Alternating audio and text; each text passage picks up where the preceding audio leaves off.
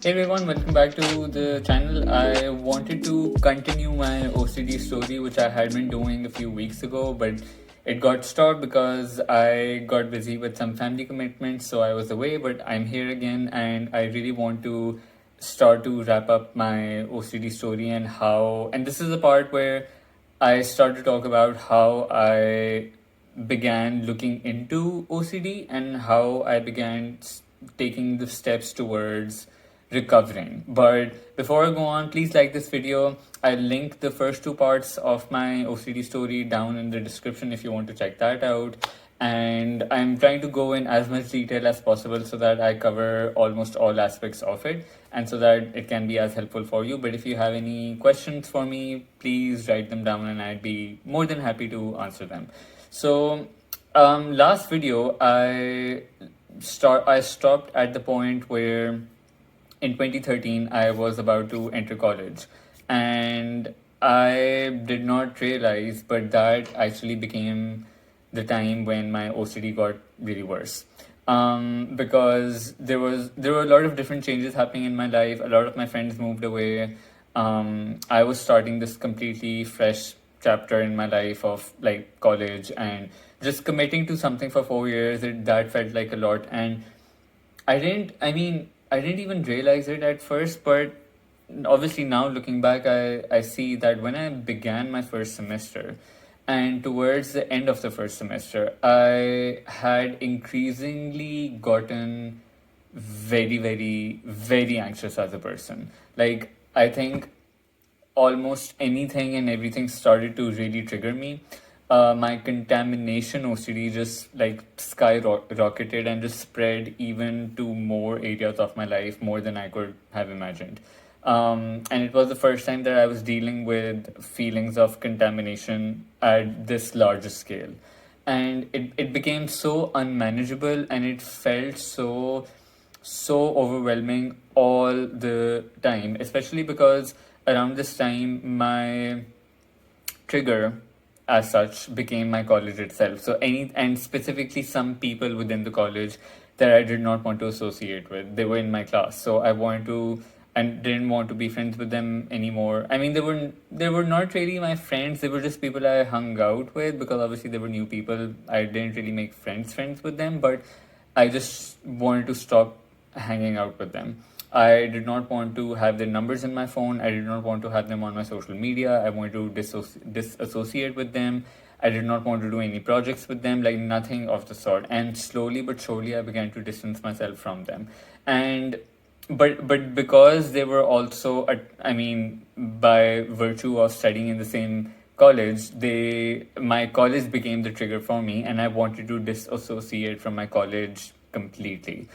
Anywhere where I saw them going, I did not want to go there. Anywhere where I saw them sitting, I did not want to sit there. Anything I had seen them touch, I did not want to touch that. Auditoriums, chairs, desks, library books, sofas, couches, cafeteria chairs, like you name it, and I just didn't want to be around it. So much so, like in my previous video, I also mentioned that my contamination was more of an it was more of like contamination by association, if that makes sense, because I did not want to associate with anything related to something that I felt was contaminated. So, um, even people who had the same name as those class fellows, I didn't want to be around even those people, or I didn't even want to say their name or write their name or be friends with such people. Like, I wanted to completely just wipe out any single trace of any single contamination, thought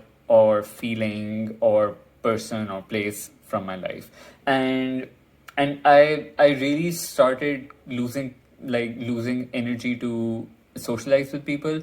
I wanted to go to college, attend my classes, and just go back home as soon as possible. I did not want to linger on the campus and just hang out and be like, let's just let's have some fun. No, I just wanted to, as soon as the class ended, I wanted to walk out the door and walk off campus. I thought that, and I started to become very, in a way, possessive about my time as well. Like, I thought that if I spend extra time in college, I am doing the biggest disservice to me. My time is being stolen away from me.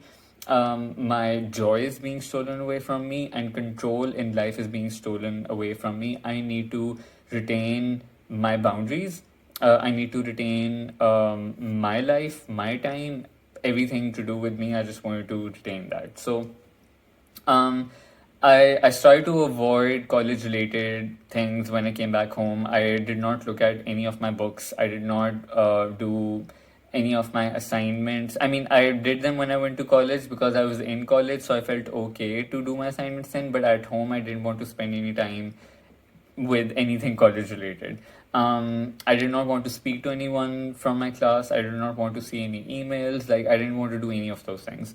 Of course, I mean, there were some points where I did, because if I had to submit an assignment, or if I had to submit some other kind of materials, or if there was something else important regarding the class, I had to check those things. But eventually, what I also started to do was I started to relegate that kind of duty and responsibility to some other class fellows, and being like, hey, I don't check my emails, I don't check my texts, I don't do that stuff. So if something important comes up, let me know, message me in the morning, or call me up and let me know, because I don't want to go through my email, because that's triggering for me and stuff like that. So I started to, like, that was obviously a massive compulsion for me. But I started to relegate that kind of authority and control and responsibility to other people.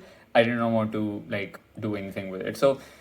Um, and I also didn't want to make any new good friends. Like, I was like, oh, okay, I mean, I'm fine with acquaintances and just hi, hello people, but spending time and spending, like, energy into new people and new dynamics, that's not me. I don't want to do that. That's too exhausting.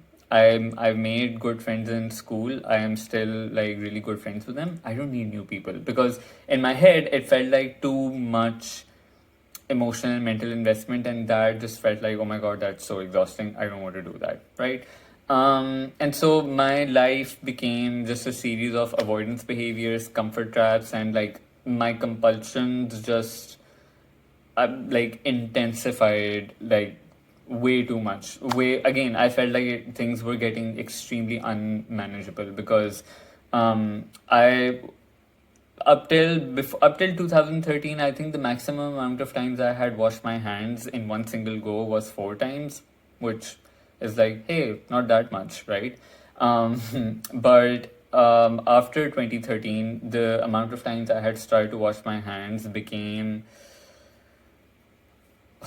I don't even remember, maybe like 15 times in one go or something like that. It became a lot. It became quite a lot. And sometimes it would be like, oh, I just, like, would get done with washing my hands 15 times, and then accidentally I would touch something else contaminated that was associated with my college or something, and I'd be like, no, no, no, I have to wash my hands again now. And then it would be another 15 times. So 15 times in one single go, but those single goes would be at times 3 4 different times during the day. It would be a lot, right? But this was also the time where I developed mental compulsion. So this was, I think, one of the biggest challenges for me, and that something that completely threw me off as well, because I had never experienced that, and I had no clue how to deal with it. Like, I was like, wait, my brain is automatically trying to sort through its thoughts. My brain, I mean, obviously, now that I look back, even when I was younger, in the previous videos, I have described that I was going through mental compulsions, but they were never so vivid and intense and pronounced as they became now. Like, this was literally from the moment I woke up till the moment I went to bed, my mental compulsions were going, going, going, and they were obviously automatic. And because they are automatic, they just go on their own. They don't ask you for permission. They just want to, wow. They don't ask you for permission. They just want to, like, just go, go, go, go, go.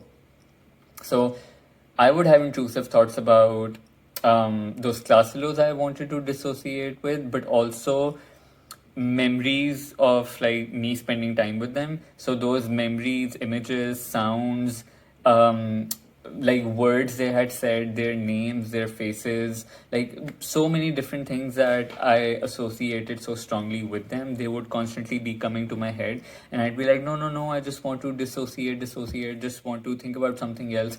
And my mind would be in this automatic cycle of constantly trying to refresh, and think about something else. And it became so tiring and it became so exhausting, and i I absolutely started to hate college because of it. Like I hated my college.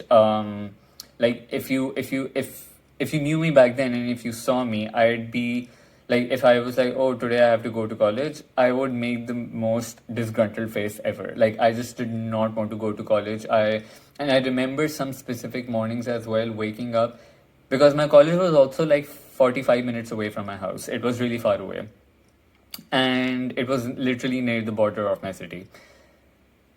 And waking up in the morning knowing I had to go that far to a place I absolutely hated felt like the most magnanimous task I had ever had to do. It felt like such a big burden and big weight. I cannot tell you how much I hated it. I hated it so much. And it really made me angry, and um, it just felt like the biggest task. And what I had done was, because there were so many trigger spots in for me in college, there were certain paths and routes that I did not want to take. There were certain areas I didn't want to be in, all that kind of stuff. So in my mind, I had made this map that was for me in terms of, okay, which areas can I go by? Which areas can I, pass through? What doors can or can I not touch? What are the people that I can run into? What auditoriums do I want to avoid? Stuff like that. So in my head, there was a very, very set map that I could not um, disfollow. I don't know if that's a word, right? Unfollow, I guess. I had to follow that, because if I didn't follow that, in my mind, it felt like I was doing the worst thing. And magical thinking wise, that obviously overlaps. So it was like, oh, if I pass by that auditorium, which I shouldn't, then my life will be ruined. Everything good in my life will slowly start to crumble and fall apart, and I will lose all kinds of good feelings and thoughts in my life, and I can't let that happen, right? That kind of feeling would come up. So yeah, everything related to college became contaminated, and this because I started college in 2013, so till 2017 for 4 years. Um, it got more and more intense over the course of these 4 years. It also made me lose some friendships because I distanced myself from people. It made me I think, although my friends, I guess the friends I eventually did make, some good friends. Like I guess I was lucky to have very easygoing people with me, because I think I became like a very difficult person to be around, because I would dictate where we could sit, where we could go, what rows in the auditorium we could sit in, what chairs we could sit in.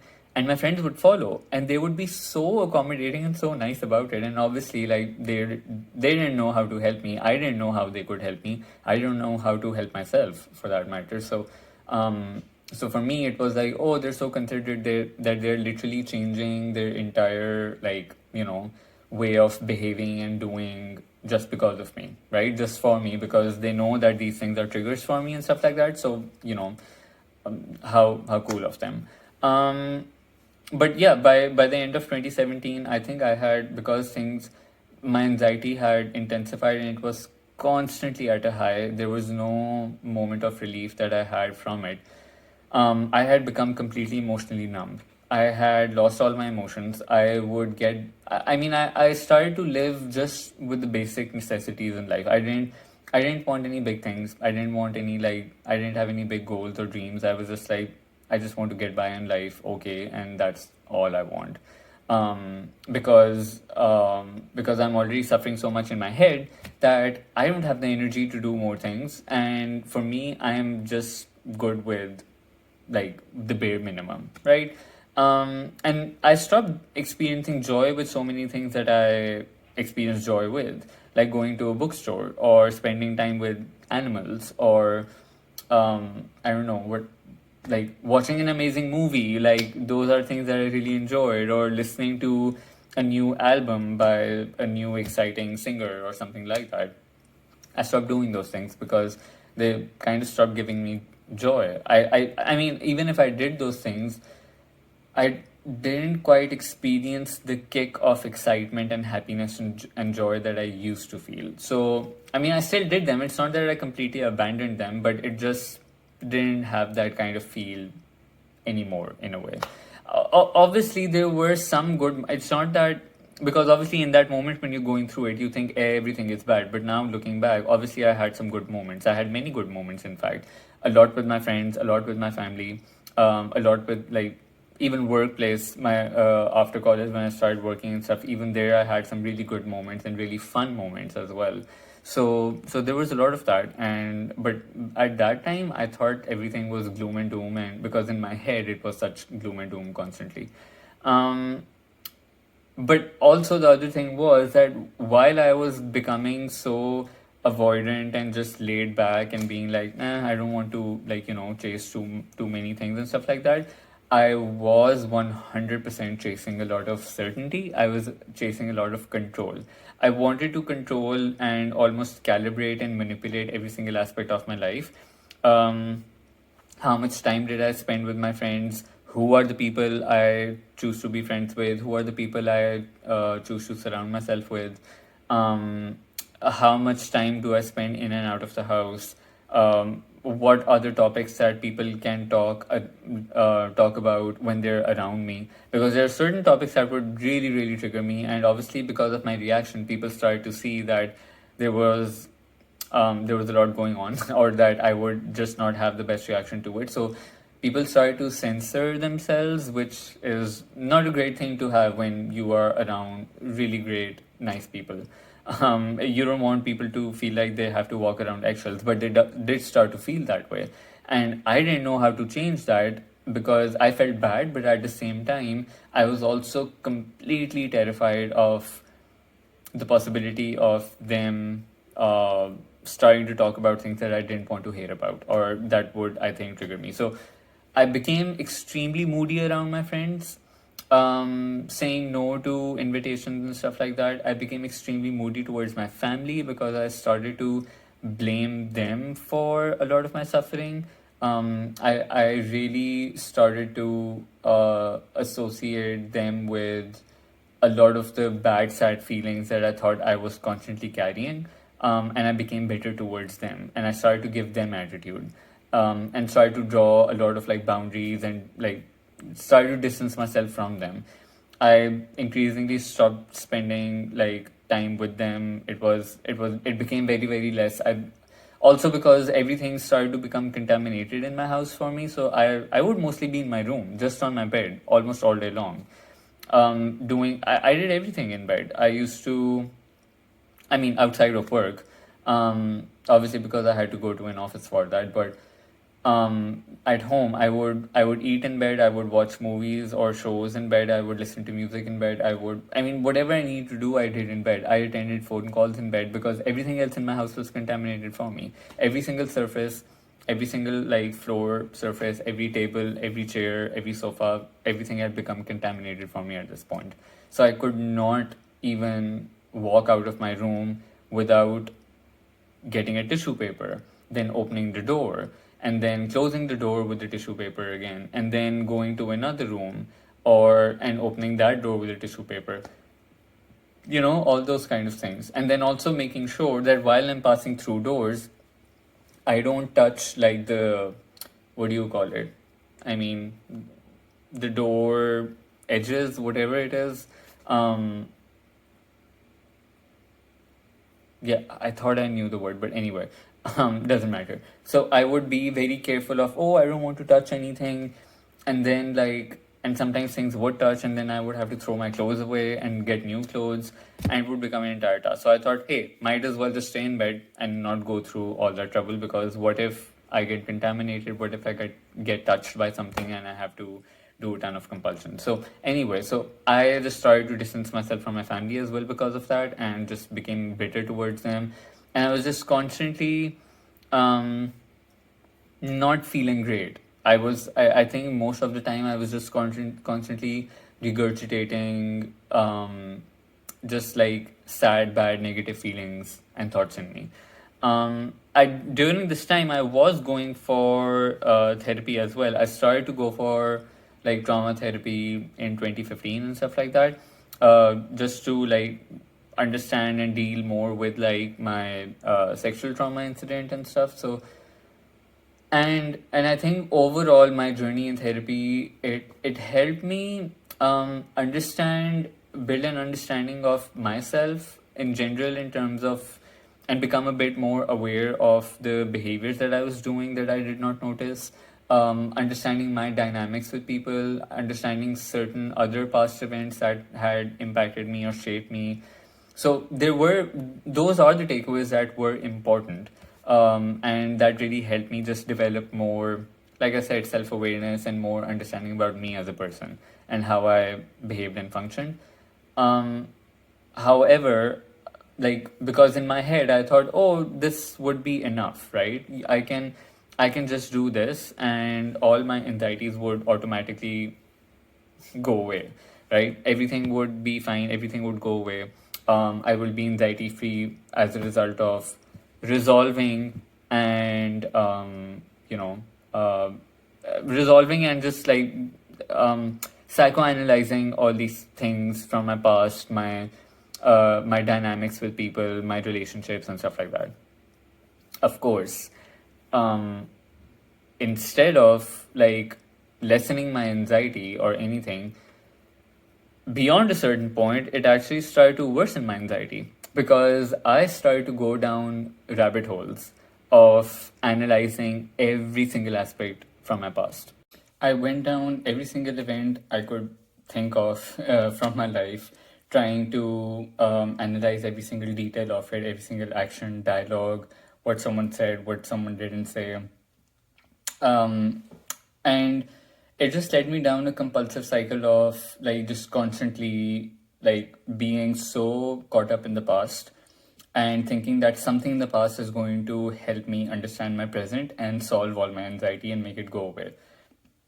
Like I thought that all the answers and all possible solutions to my current problems and my current suffering is in my past. So and that's something that really, instead of helping me with anxiety, it kind of kept the anxiety in place and made it more intense in a way.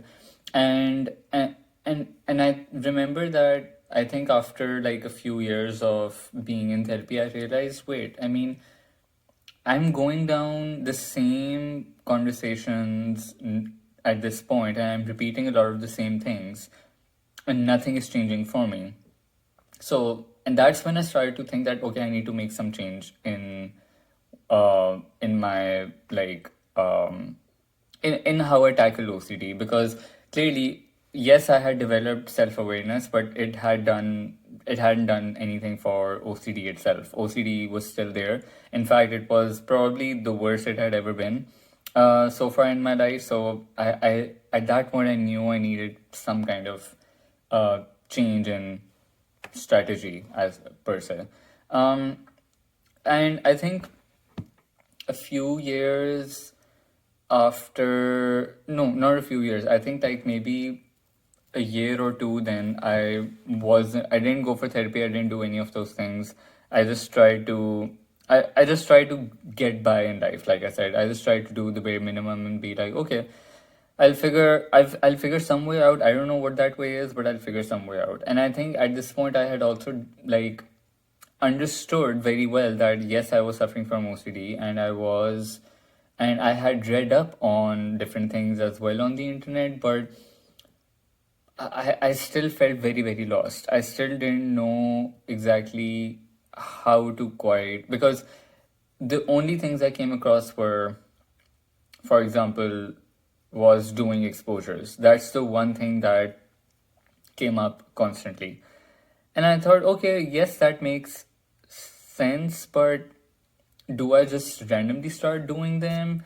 Or like I didn't have any like formal kind of guidance for that. I didn't know how to go about those, right?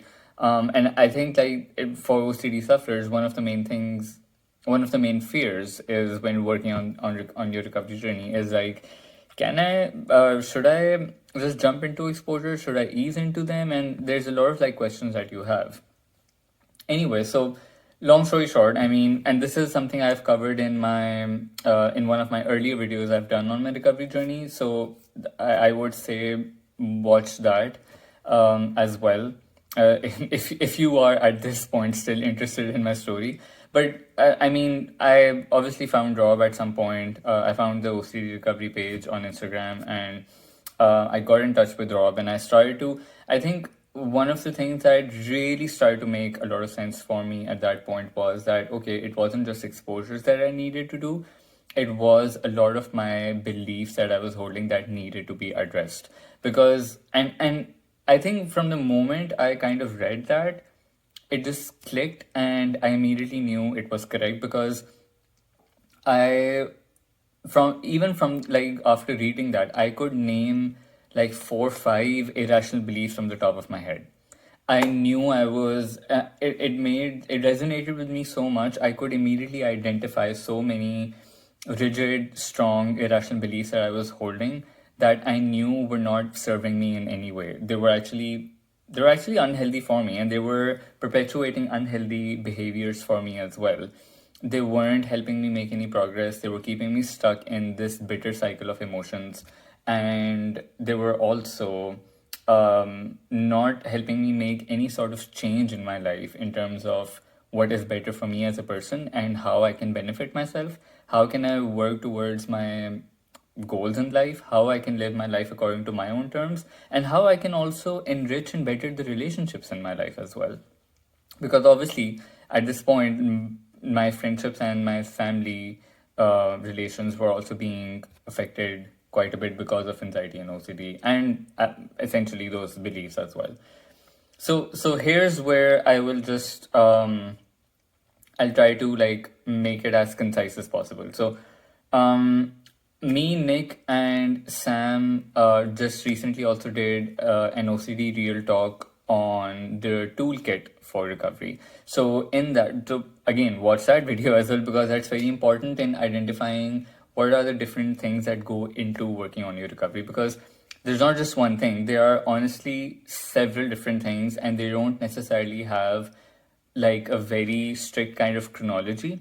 But some of the things include reading the books on the reading list, which I got as soon as I could, because all of them weren't available in my country, so I had to wait. I mean, when some of my friends were going abroad, I had to ask them to get them for me because there was no other way I could get them. So, and physical copies, not ebook, not Audible or audiobooks. Do physical copies, or do like printed e-versions of it, so that you can read and also highlight things as important parts as well. So first is that, because it's very easy to be like, oh, what will a book do for me, and how like why will reading a book really help me with OCD? But to be honest, when you start reading them, you really start to understand the foundational knowledge that you need to develop unconditional acceptance, and to which essentially changes your complete mindset and approach towards recovery itself, right? So there's a reading list.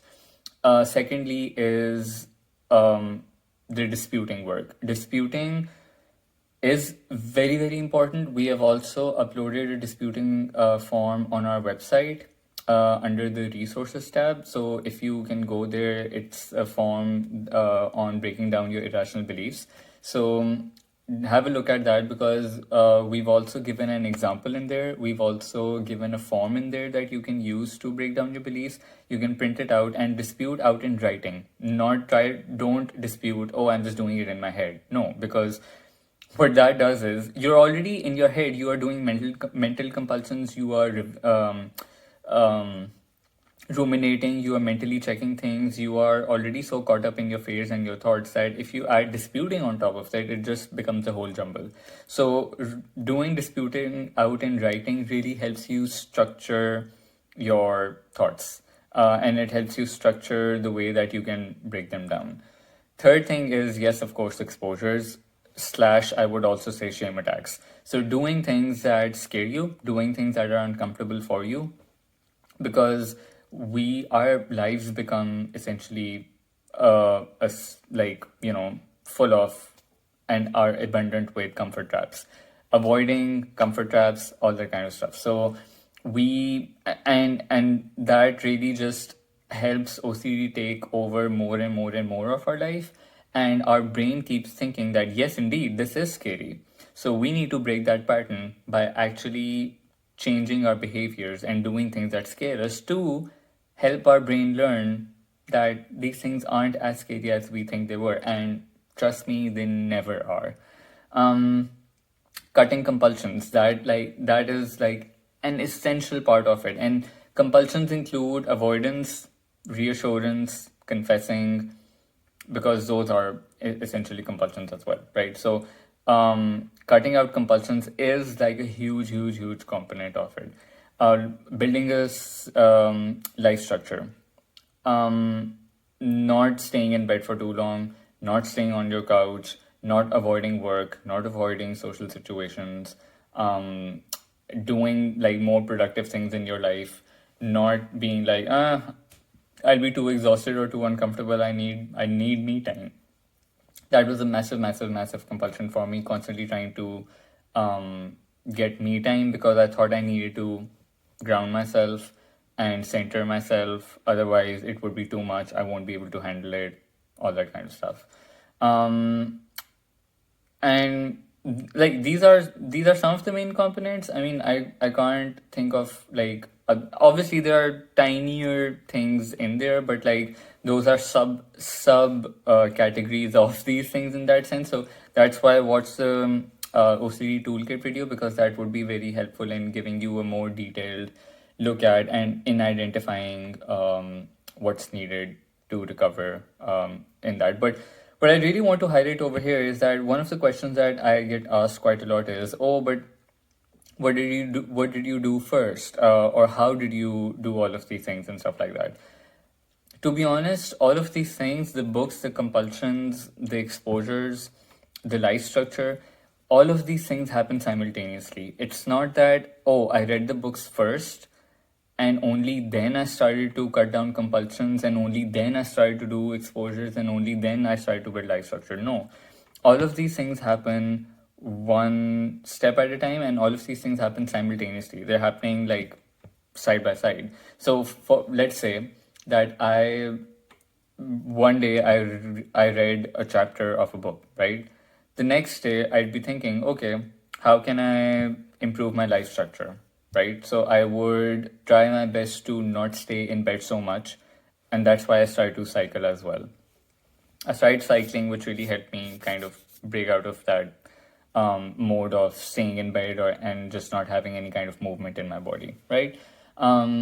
Then on another day, I'd be like, okay, I mean, what small compulsion can I cut down today, right? So with social media, I would, for example, I would have a thing of not liking notifications. So even if I didn't want to reply to any, then there are obviously so many WhatsApp groups that everyone is in these days. So if there was a WhatsApp group with my friends and there were like 52 messages in there, I would just open that group and leave and exit it, so that at least that notification would go away, because it was like, oh my god, notifications, I need to get rid of them. So I stopped doing compulsions like that. Then on another day, it was like, okay, what exposure can I do? Um, and obviously simultaneously, I'm also reading the book. So I'm not just on chapter one. Now I'm on chapter 11, for example. And now I'm thinking, okay, so what exposure can I do? What can I do to make myself feel fear and uncomfortable sensations, right? So all these things that happen simultaneously. There's no way to like very formally calibrate it as a standard blanket format for every single person. That, oh, you need to do 5 exposures per week, you need to read 5 chapters per week, you need to do this amount of stuff in the, I mean, there's no way to do that. And it really comes down to every person's own context, every person's own specific journey. So, and what they're going through, how they're going about their life, how they're going about their life structure and exposures and disputing and reading and all those kind of things, right? There's so many things that only when you speak to someone, that's when you start to like help them understand how they can go about their recovery journey and what would be maybe a more important priority for them to work on first compared to something else. But I would say for me, in doing all of this, the biggest barrier was motivation. And I think motivation was like lacking in my life because, like I said, I was emotionally numb. So I wasn't motivated. I was very disinterested in life. I didn't feel any kind of like joy necessarily. So it was like, this is fine. I mean, who needs to make an effort to improve things, right? I didn't feel like I was brave and confident enough to do exposures, and it just like, so I think for me, one of the most important lessons was that I can work on recovery, I can do all of this without the presence of motivation, without the presence of bravery and confidence and all those things that I thought were lacking in me. Because even when I wake up to brush my teeth every single day, I'm not motivated to do it. I'm not excited or driven to do it. I'm not passionate to brush my teeth every single morning. I just do it because I know it has to be done. And that's all. And that's kind of how you have to approach a lot of the recovery work. Most days you will feel like not doing it. Most days you would want to avoid it. Most days you would be like, I'm too tired. I don't want to do this. Exposure is too hard. No, not this, not that. And you just try to zip zap here and there. But remember that you have to do these things without any of that motivation, drive, and passion, and those things. So don't try to force that feeling. Don't try to look for that feeling to be able to complete your recovery work. You can do that regardless of that. So the reason I want to summarize this last part is because this is the part that I have covered like in many of my previous videos as well in a lot of detail in terms of how where I started my recovery journey from, what were some of my first steps that I went through. But I think, and so you can definitely watch those for that as well. But I think why I wanted to conclude the series of like videos with an overall overview of what the recovery journey involves is because that is one of the most important things that people ask. Like, what are the things that are needed for recovery? How do you go about them? What is the order of things and stuff like that? So that's what I want to like really cover in here. So I will link the first 2 parts under here as well. I am going to link my other videos regarding my recovery journey under this as well so that you can have like a more detailed look at those things.